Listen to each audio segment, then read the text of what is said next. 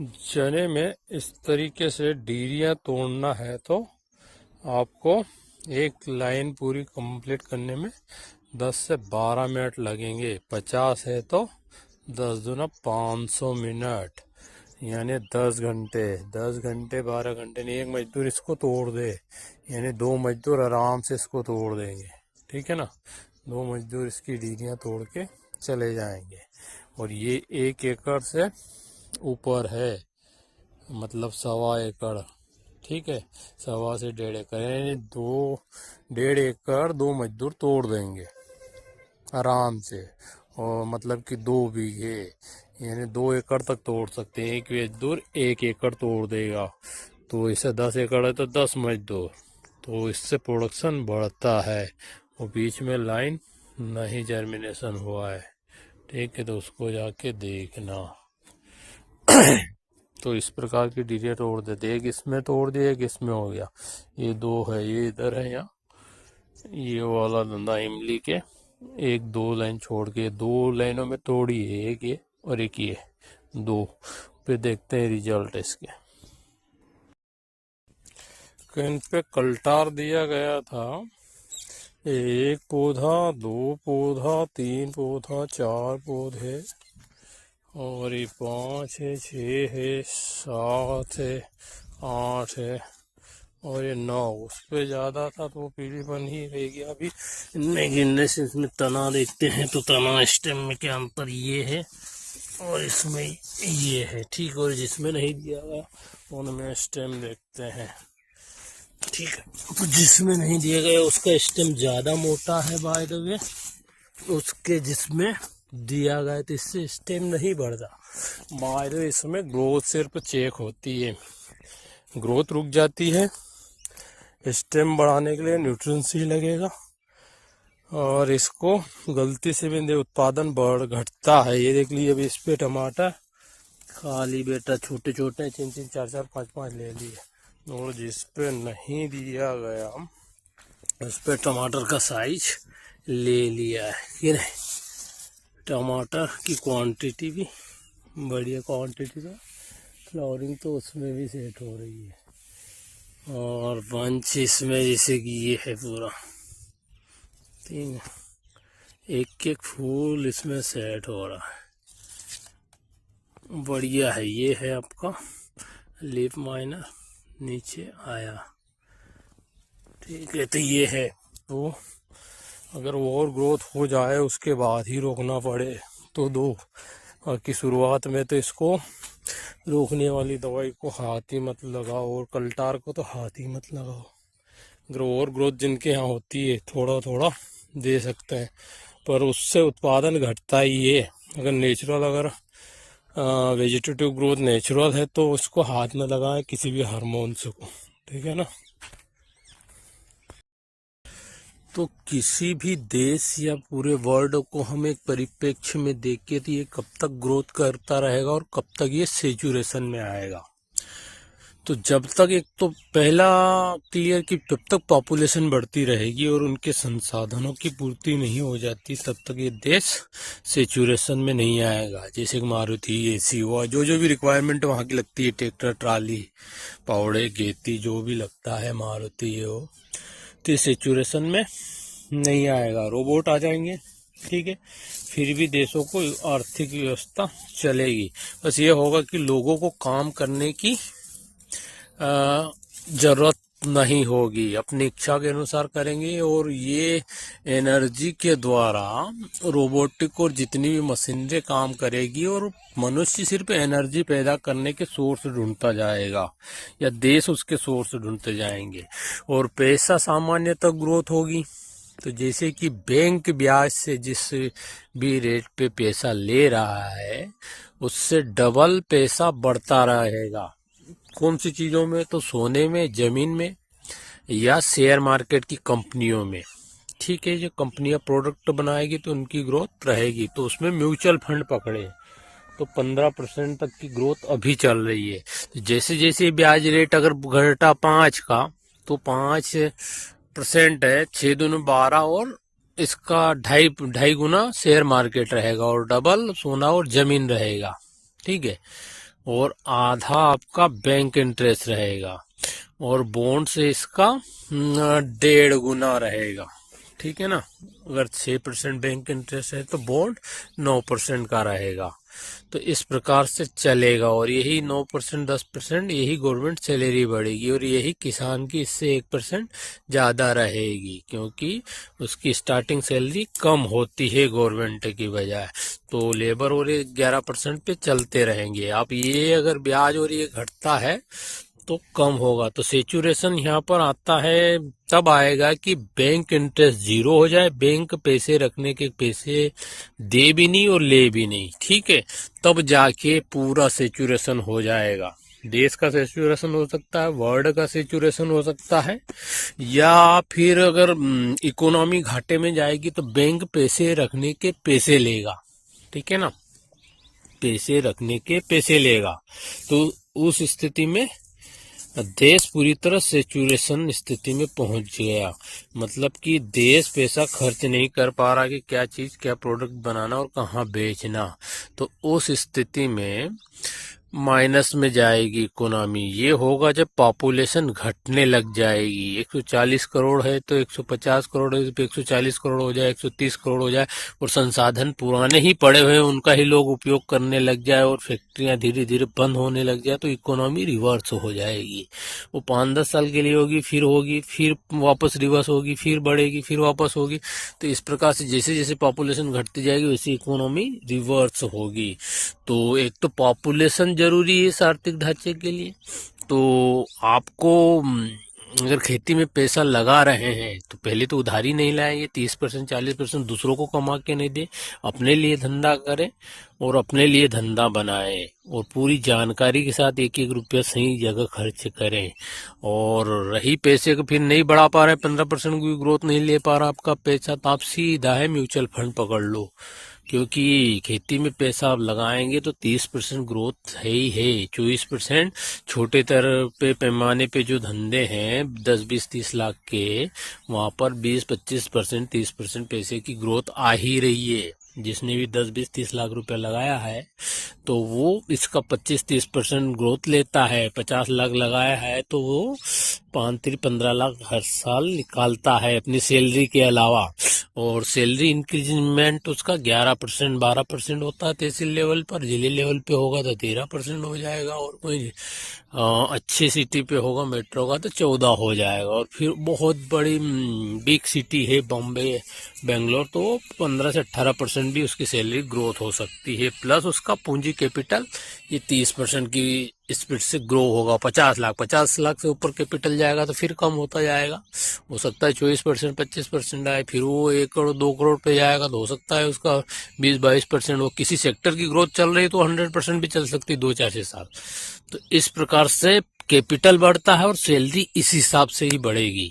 ठीक है, जो योग्यता है, जो अनुभव है, जो देश जो ग्रो कर रहा है उस हिसाब से इसकी ग्रोथ 15 से 18% लास्ट है। कोई कोई तो वो ब्रिलियंट पर्सन होंगे जो उछाल मार जाए, बाकी वो नहीं होगी। बाकी अब जो रिस्क में पैसा डाल रहे हो जिस धंधे में, वो पैसा ग्रोथ करेगा कि कितना वो सेक्टर की ग्रोथ है, उस हिसाब से वो पैसा जो आपने लगाया आपकी मेहनत के अलावा वो ग्रो करेगा। और वो आपकी एबिलिटी तो कम नहीं होगी। ठीक है, पैसे की वैल्यू अप डाउन हो सकती है, उसका प्रॉफिट आए ना आए वो हो सकता है, पर जो आपकी एबिलिटी वो स्टेब्लिश है। हर साल आप स्ट्रांग होते जाएंगे, उस एक ही सेक्टर को करते हैं, बार बार फसलें बदलते हैं, कभी टमाटर, कभी गिलकी, कभी करेला, कभी वो करते हैं, तो उसमें आपका कोई योग्यता एलिजिबिलिटी नहीं बनती, वो मजदूर टाइप हो जाते हैं। फिर मजदूर की जो 300 ये बढ़ रही है सैलरी, उसी हिसाब से बढ़ेगी 10 से 11%। और अगर आप एलिजिबिलिटी आप उसमें बढ़ाते हैं, योग्यता बढ़ाते हैं, उसमें मास्टरी हासिल करते हैं, तो वो कंपाउंडिंग होगी। ठीक है ना। कंपाउंडिंग मतलब कि वो आप कंपाउंडिंग मतलब 2-3% आप एक्स्ट्रा हो जाएंगे। वो किसी एक को ही पकड़ते तो 3% 2.5-3% का एक्स्ट्रा उछाल आएगा आपकी सैलरी में, एवरी ईयर बढ़ता जाएगा वो। और कभी हर साल क्रॉप चेंज करते जाएंगे तो वो 3% का उछाल कंपाउंडिंग नहीं होगा, 11% का ही कंपाउंडिंग होगा, 3% अब एक्स्ट्रा नहीं होंगे। यानी कि अब एक जगह बैठ गए तो लोगों से 3% एक्स्ट्रा सैलरी लेने के हकदार बन गए, जैसे दूसरे लोग नौकरी कर रहे हैं उस तरीके के। बाकी मैक्सिमम जनता उछल कूद कर रही है तो उसको 11% की स्पीड से ही वो ग्रो होगा कि नहीं। कितना भी वो उछल कूद यहाँ से वहां यहाँ से वहां, किसी का तुक्का लग जाए वो अलग मैटर है, पर उसको तुक्का लगने के बाद भी बैठना एक ही जगह पड़ेगा। उसके बाद अगर वो कोई पकड़ लेता है, मतलब उसका ऑब्जर्वेशन है, तुक्का मतलब उसकी जेब में जब आता है वो समझ जाता है, तो वो क्रॉप या वो सेक्टर या वो फील्ड उसके लिए वो पकड़ में आ गई, तो उसमें फिर भी उसको बैठना पड़ेगा, फिर बार बार उसको छोड़ना ही पड़ेगा, ठीक है ना। उसमें भी फीडबैक आएंगे 5, 10, 20 साल बाद, ऐसे नहीं 10, 15 साल बाद वो फिर उसको छोड़ दे, उसको लाइफ टाइम के लिए उसको पकड़ना पड़ेगा। और फिर वही वही यही वाला सेक्टर आ जाएगा 3% एक्स्ट्रा वाला, 3 से 4%। अब किस जगह है, 4, 5, 6, 7, 8% तक जा सकता है। अगर बॉम्बे जैसी सिटी है तो 8% उसकी सैलरी उछाल ले सकती, एवरी ईयर लेगी वो, तो वो अन्य लोगों से अलग हो जाएगा, और उसका कैपिटल भी उस सेक्टर में फिर ज़्यादा स्पीड से उसको बढ़िया से मैनेज करना सीख जाएगा वो। धंधा और सट्टा, जैसे धंधा तो आपके जैसे कि सीड प्रोडक्शन वाले हो गए, ठीक है ना। तो गेहूं का सीड प्रोडक्शन मान लो, तो अगर 3,000 2,500 में बिक रहा मार्केट में, तो वो प्रोडक्शन वाला 3200 में बेच देता है कंपनी को, 3,000 से 3200 में। तो उसने धंधा बना लिया, वो कभी घाटे में नहीं जाता। उसी प्रकार जैसे कि आपका भिंडी का सीड प्रोडक्शन हुआ, या वो 500 रुपये किलो में प्रोडक्शन कर देते हैं। आपको भी बोलो तो नहीं, हमें तो खेती अच्छी लगती है, हम सीड उत्पादन नहीं करेंगे। एक एक फूल को क्रॉसिंग करके कॉटन का आपका 500 रुपये केजी में तैयार हो जाता है, ठीक है। तो इस प्रकार से धंधे चलते हैं, धंधा बनाना पड़ता है, मतलब उसमें एक फिक्स हो जाता है वो इनकम, आपको सैलरी और मिलती है, जैसे देश चल रहा है उसी अनुपात में चलोगे। पर कभी घाटा कभी नुकसान, कभी घाटा कभी पैसा है ही नहीं, कभी है, तो ये तो सट्टा हो गया कि मेरे को खेलने में मजा आ रहा, बहुत ज़्यादा पैसा चाहिए नहीं तो मैं घाटा भी सहन कर लूंगा। तो इस तरीके से जैसे फूलों की खेती देख लो नांदिया, फिर आपका नांदिया में वो पूनम से पूनू काका को देख लो, 10, 12 साल हो गए डॉलर चना लगाते। तो ऐसा वो रेगुलर वो एक ही क्रॉप को करते करते उसमें मास्टर धीरे धीरे बेसिकली 1% हासिल कर रहा, पर वो करते जा रहा है अपने उसमें। कोई टमाटर कर रहा 10, 12, 15 साल से, तो उसको जाके देख लो। तो धंधा मतलब एक क्रॉप को बार बार गुलाब वालों को देख लो, जिसने 10, 12, 15 साल बनाया, ठीक है। उसने क्या वो ज्यादा किया, जैसे कुछ ने उखाड़े भी, कुछ ने लगाए भी, कुछ हटे भी कुछ। तो ये होता है सट्टा, और एक ही जगह बैठे रहना होता है धंधा। उधारी को तो भूल ही जाइए, ठीक है। 30% है वो, तो आप खुद इतना बनाओगे धंधे में, तो आप तो आपका हिस्सा दे रहे हो 1, 2 साल के लिए, तो दूसरे के लिए काम करने से क्या मतलब। 20, 24% तो ग्रोथ आनी है, और 30, 36% आप दे रहे हो, 40% तक दे रहे हो दूसरों को, मतलब नहीं है इसे। 0, 52, 34, 12, 61, 0 कितने तो आप पैसे यूं लूज कर रहे हो। गोबर की खाद है, माइक्रो न्यूट्रिएंट्स दे रहे हो, बहुत ही बेकार तरीके से चल रहा है प्रोग्राम। इतनी सब्जियों के भाव कहाँ से कहाँ कैसे जाते हैं, और क्यों कम और ज़्यादा होते हैं, और कम और ज़्यादा होने पर आपका पैसा कहाँ जाता है, और आप ये कम ज़्यादा पैसे में हर साल जो महंगाई बढ़ती है उसमें आप कहाँ फंसते जाते हो। आपके खेती की वो कौन कौन से पेचे से जहाँ पर आप फंसते जाते हो और आपको पता नहीं चलता है। क्या सरकार आपको फंसाती है, क्या आपका आपका पैसा कोई मजदूर ले जाता है, या कोई दवाई कंपनियां ले जाती है, या कौन ले जाता है ये पैसा। आप ग्रो होते हो, साथ में ही दूसरे भी ग्रो होते हैं, और बिना कुछ काम किए हुए सरकारें भी ग्रो होती है। ये सारा सिस्टम खेला खेल क्या हो रहा है, आपका पैसा जा कहाँ रहा है, लीकेज कहाँ है, उस लीकेज को बंद कर सकते हो क्या? आपका खेती के धंधा बन सकता है क्या? आप जो कर रहे हो उसमें कोई धंधा बना सकते हो क्या? क्या व्यापार बनने की संभावना है? तो इनको कैलकुलेट बैठ के एक ही दिन में कैसे करें? क्योंकि अभी फसलें खड़ी है, आपके पास डाटा सारे उपलब्ध है, सारे डाटा आप उपलब्ध, सारे डाटा मैच करके अपने आप को पता कर सकते हो। आपके यहाँ नहीं तो दूसरे के यहाँ है, दूसरे के यहाँ है, तीसरे के यहाँ है, किसी न किसी के यहाँ जो भी फसल करना चाहते सब कुछ मिल जाएगा आपको। बैठ के समझने की ज़रूरत है, ठीक है? तो अगर ये सब समझ जाते हैं तो आप पकड़ पाएंगे कि मुझे करना क्या है, मैं किस लायक हूँ, मेरे अंदर क्या योग्यता है और मैं कर क्या रहा हूँ। क्या मैं जो कर रहा हूँ इसमें ये फॉल्ट है, इन छेदों को बंद कर सकता हूँ क्या? इन छेदों को बंद करके मैं क्या अपने लिए काम कर सकता हूँ क्या?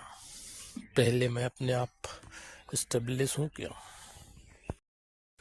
कौन सी फसल ज़्यादा प्रॉफिट देगी आपके खेत के लिए, आपके लिए उचित है? कम फर्टिलाइजर यूज करके, जमीन के कम पोषक तत्व यूज करके, तो उसका जो कि मॉइस्चर है जो मंडी में बिक रही है जैसी वेजिटेबल, तो उसको सुखाए तो 1 kg का कितना प्रतिशत ड्राई मैटर बनता है? ठीक है, जैसे कि आपका टमाटर में पानी ज़्यादा होता है, ककड़ी में पानी ज़्यादा होता है, तो पानी परसेंट जिसमें ज़्यादा है उसमें न्यूट्रिएंट्स की कम आवश्यकता पड़ेगी और उसका आपको अगर मार्केट वैल्यू उसमें मास्टर कर लेते हैं तो मार्केट वैल्यू आप बना सकते, पैसा बना सकते हैं। तो ऐसी क्रॉप ढूंढे जिसका ड्राई मैटर सूखने पर कम से कम बनता हो और उसमें पानी वाटर ज़्यादा हो तो तत्व कम लेगी, या इस प्रकार से स्टडी करें कि उसमें तत्व कम से कम वो फसल लेती हो। तरबूज हुआ, और दूसरा हुआ कि गेहूं, मक्का, चना, ये तत्व ज़्यादा लेंगे क्योंकि ड्राई मैटर तक ले जाते हो रहे।